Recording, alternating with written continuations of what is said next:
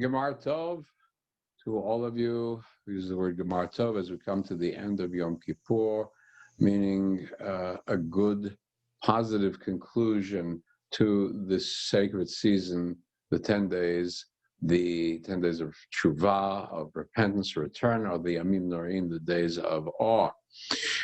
We are not going to do the regular mincha service that we would do on Yom Kippur afternoon, since we're trying to provide everything through Zoom and streaming, it becomes very difficult. So this year, instead of doing the formal mincha service, I'm going to turn my attention to just the readings from the Torah and the special haftarah that we have for this day. And so I am joining you now from the Rabbi's study. I'm going to put up my screen, share it with you. And you have in front of you our Torah portion. And those of you who can watch, you can see me on your screen if you'd like to look at me. Also, I'm there in the tiny corner there, and you can always enlarge it. Well, I'd like to start with this one, with the portion that we read for the Torah selection. Now, traditionally, the selection was one chapter before. We, in the morning, began with the chapter 16 of Leviticus, known as Acharei Mot. For the first letters, which talks about the time after the death of the children of Aaron. Now we come to purification of the temple, the rite of purification of the priests, purification of the people. And we want to be sure we're doing it right. And so the Torah portion talks about what becomes the Yom Kippur tradition later on in Judaism. Then the traditional text of the afternoon was the next chapter after that, which talked about sexual regulations. One of the highlights of Judaism as civilization was that it said that the human behavior, human natural behavior, all is sacred. Eating, living, human relations between each other, physical, sexual bonds also. And they were worried that people get carried away. So it was part of Jewish training to discipline oneself in all aspects of life, to find the middle path. And that was why that selection was done. It was done because Yom Kippur was also a day in which young men and women would go out, the women would go out into the fields to dance, and the men would go and pick their brides. And the rabbis of that time said, we want to make sure that no hanky-panky is going on. So we're going to read this. So we remind them, wait till you are properly engaged and properly married. Okay. Well, we, in modern circles, wanted to pick something a little bit more positive. We're not worried about the young men and women going out and dancing in the fields of Jerusalem so much. And we'd rather put a positive spin. So become accepted to read the next chapter, which is the opening of Kedoshim, what we call Kedoshim, the chapter 19 and the following verses in the book of Leviticus. It gets its name from the opening keyword, Kedoshim, which is sanctity, holiness. All right, and so we read the opening, and I've highlighted several key phrases. Right? God tells Moses, this is what I want you to tell the people of Israel. The call about Bnei Israel, the entire community of Israel. Now, why is it important that he says the entire community of Israel? This whole section, Leviticus, is addressed to, from the word Leviticus, the Levites, the people running the show in the temple, the Kohanim, the priests, the Leviim, the associates who take care and maintain the temple in the wilderness, later on in the different settlements in the land of Israel, finally settling in Jerusalem. That's their job. All of the book is understood to be telling them what to do.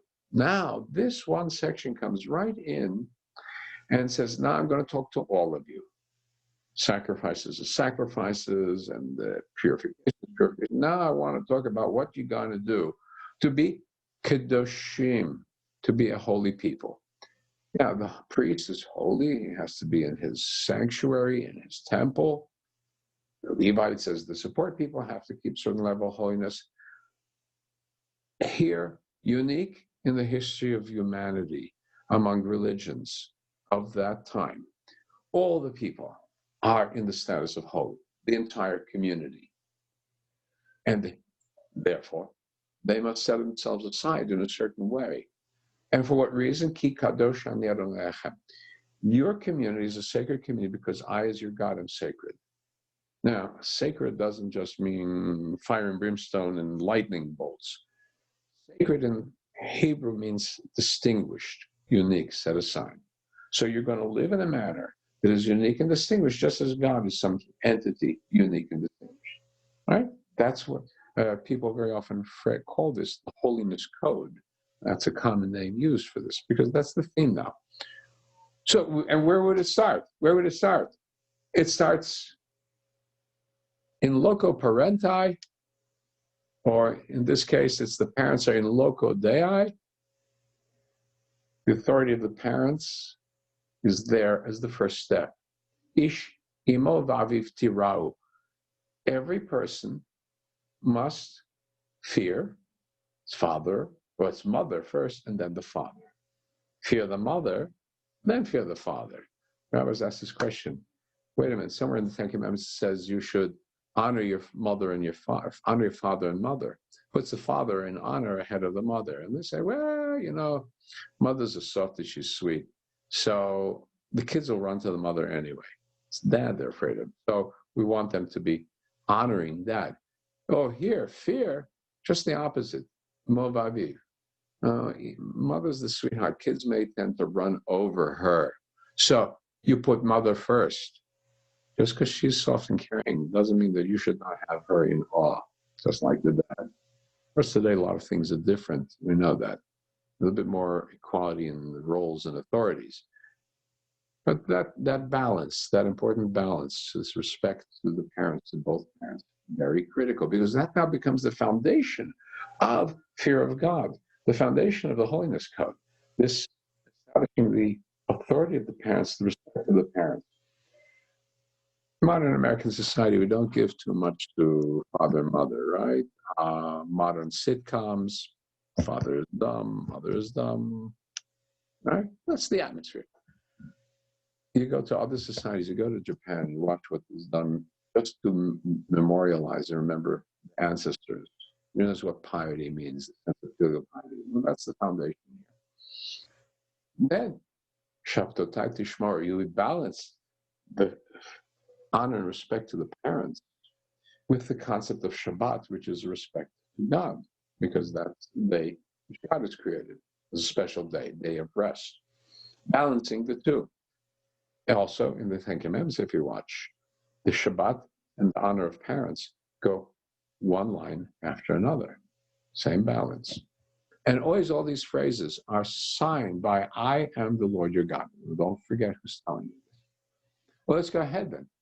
Look at some more lines. I'm going to enlarge the screen for you so you can get a comfortable view. And we go on. And it reminds us not to go to idol worship and to respect the offerings, that to do them in a proper way. And then it continues back. Now, we go now, the rest of it, focusing on social obligations. Moves away from the temple obligations, respect for God in terms of the offerings. So we want to enhance this sense of awe of religiosity. But now we come to the human being. Because God can take care of his or herself, divine self, doesn't need us for that. We come to the human being. And this is, by the way, constant theme of Yom Kippur. Don't we say on Yom Kippur that Yom Kippur provides atonement between the human being and God? But sins between human being and human being, there's only the human being who can provide that by making good with his fellow or her fellow human being. Right? So now, to be holy people, being good with our fellow human beings. So we start with something simple. It's an agricultural society. Everybody is planting, everybody's reaping, everybody's harvesting. Remember, line 9, don't forget. Leave some aside, the corners of the fields, for those who don't have fields. If you've missed some, Leave them there so others walking through can gather them. You're picking your grapes. Leave them for, as line sentence 10 says, leave them to the poor, la'ani, v'lager, the resident alien who has no land. Right? Leave them for them. Right? You have enough. When you have enough, leave the extra. Leave that which is fallen aside. I don't want you to give it all away. I want you to make sure that they're taken care of. Well, there's one thing to give. How about taking? Lo tignovu. That's pretty obvious. We know lo tigno from the Ten Commandments. Line 11 says lo tignovu in the plural. Now, I say one is stealing money, the other is stealing human beings. Neither of them. Not engaged in slavery, slave traffic, which still went on and still goes on in some parts of the world till today. We do not engage in that trafficking. And obviously not theft of money. Do not lie. Do not deceive one another. All right, and let's go ahead. Let's go ahead, because we have so many of these. We could go on and on and on forever, because they really are very, very moving. How about labor's rights? Lo tashoket re'acha, you shall not oppress your fellow. Re'acha, usually translate neighbor, can be translated friend, can mean the person next door. Do not oppress. Well, in what sense oppress? We look at the second half, we understand what it means. Very specific. Lo tigzol, you shall not rob of what? Lo talin, you shall not let aside hulat sachir itcha adar. Okay, now, what does that mean? You look at line 13. You shall not oppress your neighbor nor rob him. The wages of a hired servant shall not abide with thee all night until the morning. All these then tie in with the rights of laborer. The laborer has a right to the fruit of his labor. You may not withhold it for some flimsy excuse. You certainly cannot deny him of it. That's the gezel. You cannot oppress him, make him work under conditions that are unhuman. And you cannot delay his pay or her pay. All right? And I always ask, until the morning. Why until the morning? He works during the daytime. Now, the guy who's employed him may not have a lot of money, so he's going to scramble to make sure he has the money to pay. Right? And that's for day labor. Obviously, Jewish law goes into the question, what about a week labor, contract labor, and goes into all of those. But the person who's hired on a day's basis, day-to-day basis, pay on the spot. Other things, lo tikalel cheresh. Line 14, lo tikalel cheresh. What does it mean to do not curse someone who is deaf? Somebody is deaf, how can they hear you cursing him? Right? Well, it's impossible. If he doesn't hear, what do you care? Say you're dumb, you're an idiot, right? Go wherever you go, because you can't hear me. Well, he may not hear, but other people hear. Other people report to him. All right? So, just because you think that person can't hear, the word will get to him. And that pain, that agony that is brought on by that insult and that slander is there. What could be worse than putting a stumbling block in front of someone who is blind? Right? Nobody wants to do that. You see a blind person walking down the street, you put a stone right in the path, make him fall, you think it's funny? No way. The rabbis asked this question, well, nobody's going to do that. However, what do we really mean by somebody who is blind? Well, blindness is not just two eyes that don't see. Blindness can be in anything. One can be blind about medicine. One can be blind about stocks and investments. One can be blind about laws.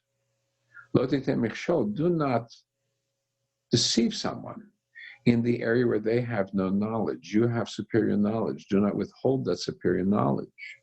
Do not tell somebody buy when you know it's time to sell. Do not tell somebody sell when you know it's time to buy. Simple things like that. Everyday things. That's putting a stumbling block in front of the blind. And why? You shall be afraid of your Lord your God. That's why. All of these All of these leading to the creating of a people who are a sacred people, and they are going to be bound to a God who is sacred. What else can we find here? Come on up. What about justice? Lo tatsu ava b'mishpat. Sacred people have to have fair courts. Lo tisa pnei dal, lo tedar pnei gadol. You shall not favor the poor, nor give privilege to the powerful. Well, why not give favor to the poor? Poor guy, he stole a loaf of bread. Happens. Les Miserables. The whole story of Les Miserables, if you remember, is about a man who steals a loaf of bread. Right? He steals a loaf of bread to give his family, and he's pursued all his life. Well, that certainly is ava b'mishpat. It's a distortion of judgment. But still, one who is poor cannot use it as an excuse to rob and steal. Right? Law is law. Justice is justice. But the other side of the coin, the powerful man, do not respect the powerful man. Just because he's powerful and mighty, he gets no special privilege. There is no privilege that comes with power. But tzedek tishpot amitecha. You shall judge your fellow in righteousness. Justice is justice for the poor, for the rich. And if someone can't pay the fines, let's see how we can figure it out. But we want to make sure justice is fair. Lo telech rachil ba'amcha. All right? Oh, this one, you shall not go up and down as a talebearer among the people. This one, that's a real downer, because we know human beings. We love to tell stories about other people, don't we? We love to go around, chit-chat. Did you hear? Did you know? Don't do it. Right? But why? What's the next part? Lo tamod adam re'echa an yad Adonai. Do not stand by idly at the blood of your neighbor. Well, usually we translate that. If you see somebody being attacked, you defend that person. You see somebody drowning, you try to run into the water and save them or send them a lifeline, whatever. But now we see, why not go and be a telltale among your people? Because in that process, you set in a chain of disaster. Because that one word about someone else can lead someone else to something, and we never know where it ends. So that's not to stand idly at the blood of your fellow. What about hate? All right, this is very difficult for us today. We find too often that we caught up in a society of hate too easily, for all sorts of reasons, valid reasons, invalid reasons. How do we deal with each other? When we are angry, when we're upset with each other, how should we deal with it? Lo tisnai et achicha, line 17, you shall not hate your brother in your heart. Well, where should I hate? It's not in my heart.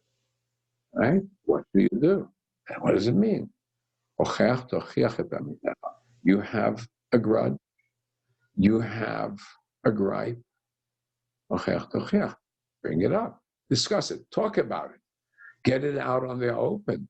Lo tisa alav chet. You will thereby not be caught up in sin because of that. And now, as a continuation, lo tikom lo titor. You shall not take revenge and bear a grudge against your people, against the members of your people. No vengeance. We do not want to have a cycle of vengeance. We do not want to have a cycle of violence in our society where one takes hand against the other in revenge. We don't want it. We can't live with it. So therefore, the great line that everybody knows, Jews and Christians alike know this line. You should love your fellow as you, says the Lord your God. The rabbis ask, well, in what way do I love my fellow? Act to your fellow, as Phyllis said, so that if you don't like it, you don't do it to the next one.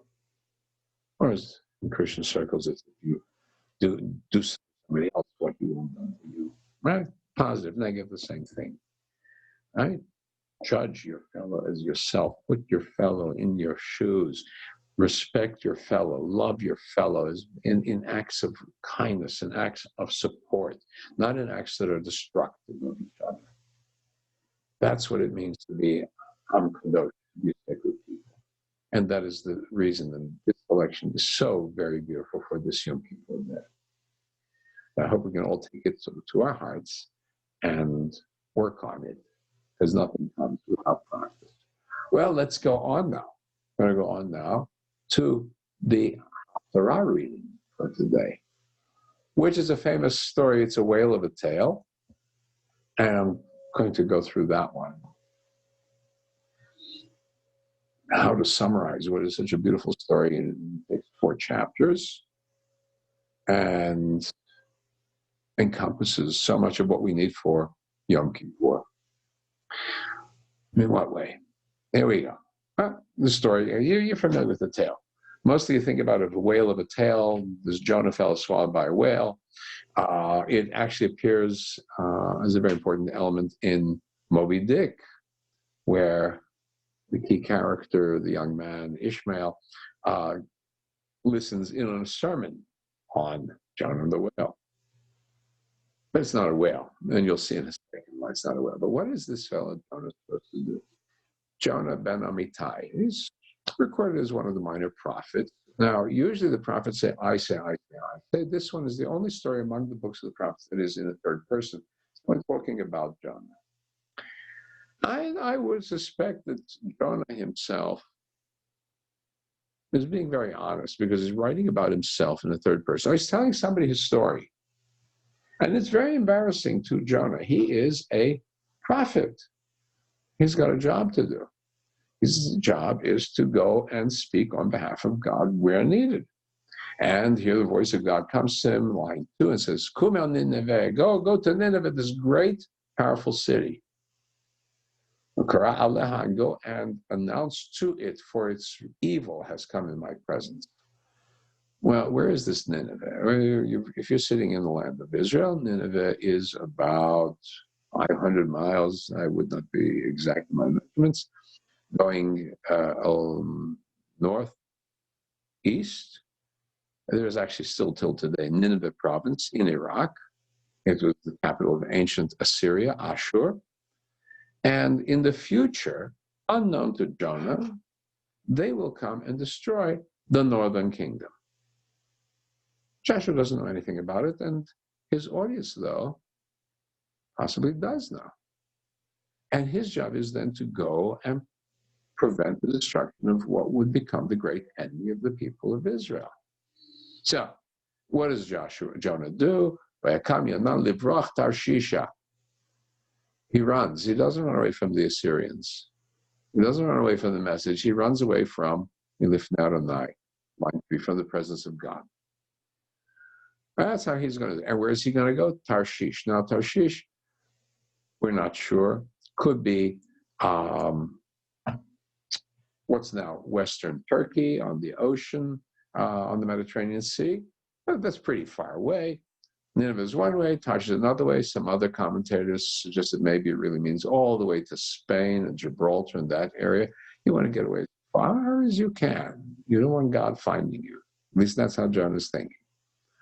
Okay, so he goes to town, goes to the harbor, to Yaffo, the beautiful city of Yaffo. You're familiar with it today. It's an ancient harbor going back thousands of years, and gets himself on a ship going to Tarshish.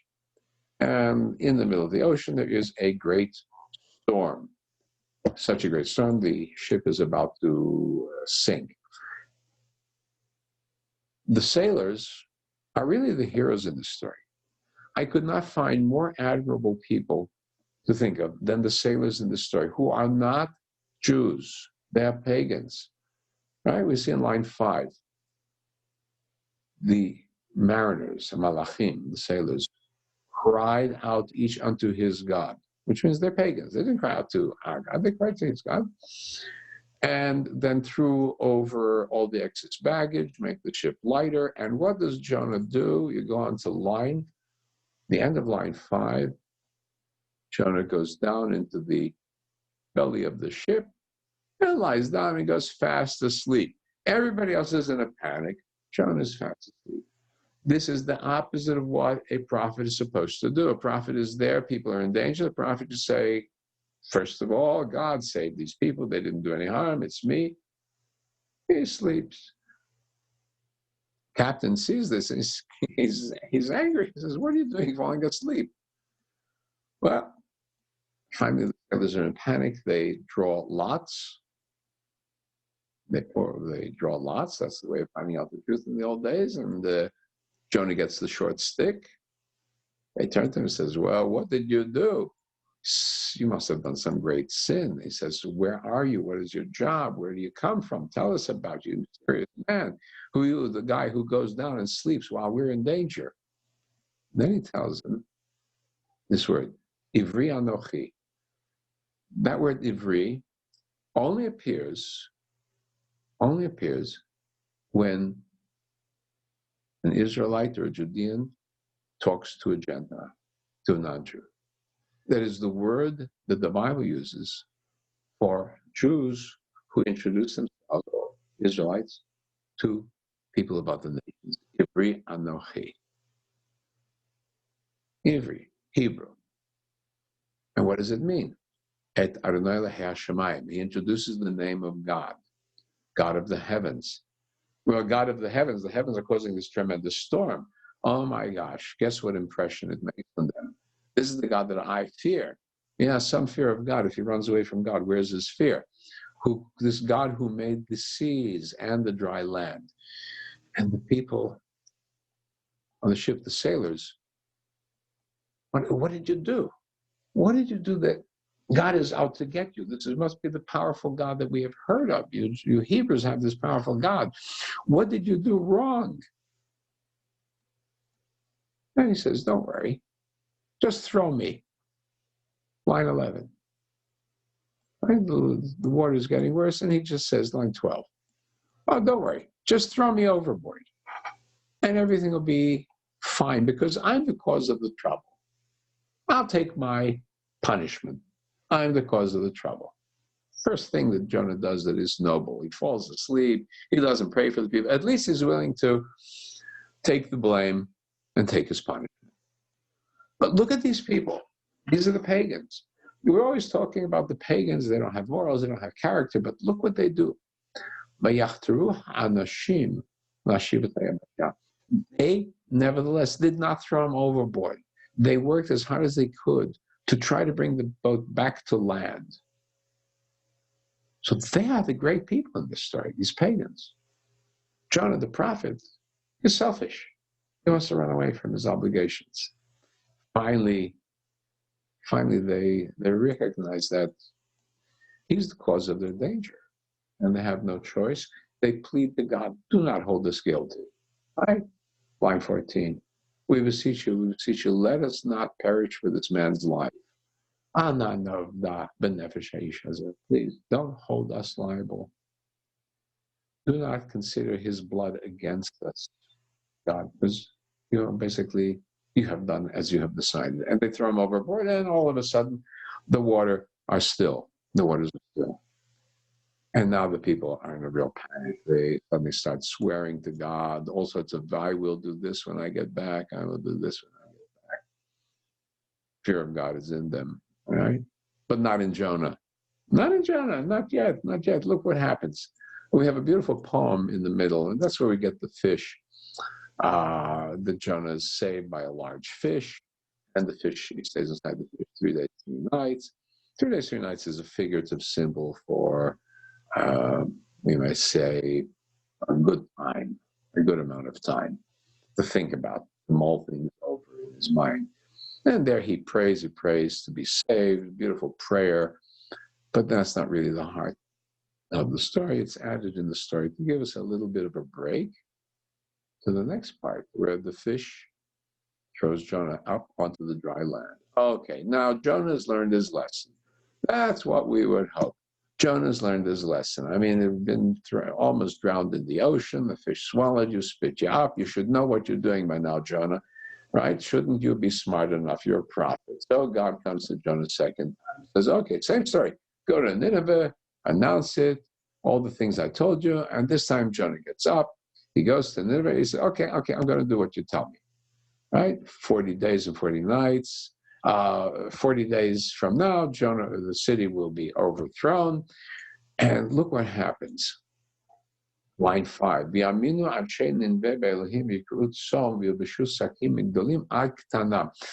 Everybody wears clothes of mourning, sackcloth, from the most powerful to the littlest. And everybody's in a panic, and they're fasting, right? Here's our connection to Yom Kippur. The people, the pagans of this enemy city, they are the ones who are fasting. Jonah, in trouble, falls asleep. They wake up, right? Notice the contrast we have here. Just because we're the children of Israel doesn't mean that we're always the right ones. And then the king gets word of it, and the king also announces to the people, right? Let neither, right?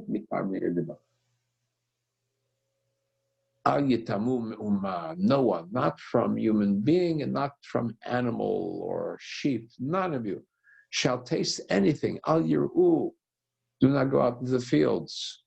Umayim al tishtu, do not drink any water. And put on sackcloth and on the animals also, and cry to God powerfully. And v'yashuvu ish midarko hara'ah.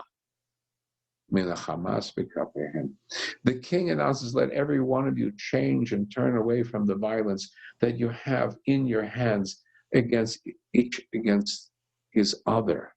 The violence, the hatred that's in you, take it out of your heart. The king commands that. Maybe God will turn away. Okay, well, God's a softie, right? He sees in line 10, they've changed from their evil ways, repents of his evil, God changed his mind. That's a great moral problem. Can God change his mind? Well, if we believe in consequences, and we believe that actions have consequences, and that outcomes come as a consequence of actions, in that sense, yes, we are changing what God has in store. That's what he wants. That's what the prophets are all about. That's what every one of the books of the prophets are about. That we have the ability to change our behavior. And as we change our behavior, we change the consequences even from God. Very important position from a Jewish perspective.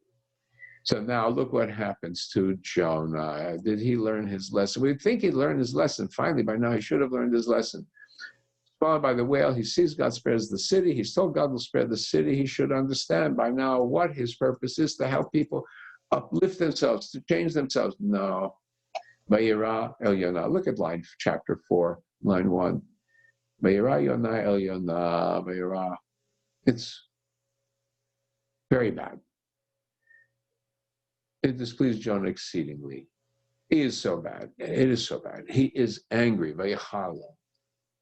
This is where you get so angry, your nose turns up. That's the sense of harona or vayichala. And then it says he prays, but he didn't pray. He's not praying to God. He's denouncing God. See, he goes on line 2, at the end of line 2.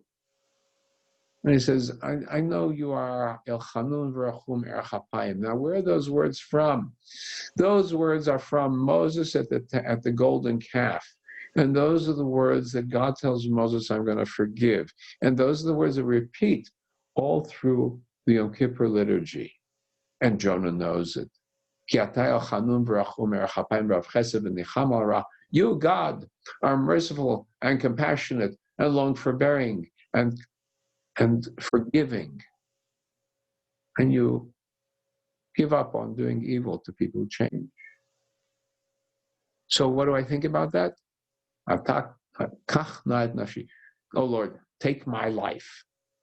I'd rather be dead than alive, knowing that you are so soft. Justice is justice. Evil must be wiped out.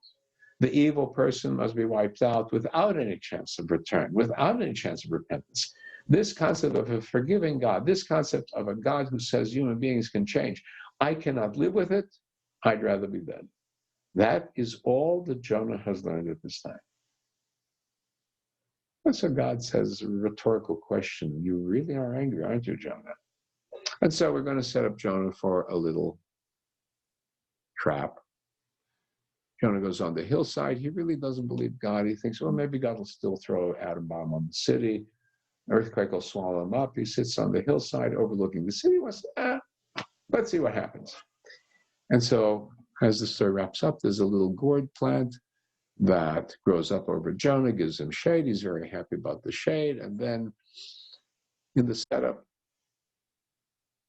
God sends a worm. The worm destroys the gourd withers, and during the day, Jonah's sitting in the hot sun. Believe me, if you've been in the summer in Iraq, where this is taking place, if the temperature goes to 110 very easily, you can suddenly sense how Jonah feels, and he's ready to collapse. He says, it's better for me to die than live now. Oh, now that it comes to actually being in danger of life and death, now he says, I'd really rather be dead than alive under this condition. So we have the beautiful lines at the end. And this is the whole theme for our Book of Jonah. God says to Jonah, you really are angry about just this little simple plant, right? The simple bush that grew up overnight. You'd rather die. You're so upset about it. You're so concerned about this plant. You didn't do anything for it. You didn't raise it. You didn't work for it. What am I going to do? Shouldn't I have pity on this great city of Nineveh? City of, right? It's 6,000 people. I won't do the math how much that is. Packed with people. And they don't know their right hand from their left hand. And there are lots of cattle there also. Should I not be concerned about them? Okay? If I am concerned about them. Now, the moral of the story, Jonah has to take away from me. He has to be concerned. Right? He has to be concerned. He has to learn to live with this message. He has to go back, and he must have written about it or told someone about it, because that's how he got the story of Jonah. Right? We all need warning. We all need to be able to straighten ourselves out, but we have to know that it is possible, that we can straighten our lives out, that we can put ourselves straight. And don't let anyone say the opposite. We can. And the whole message of Jonah, that's the whole message of Yom Kippur. It is not just for us as Jews, it is for all people. It's a takeaway that we can share with everyone. So I wish all of you, we're coming to the end of Yom Kippur. We're going to approach the end with the words Gemar Tov. May you be sealed for a good and healthy life. Amen.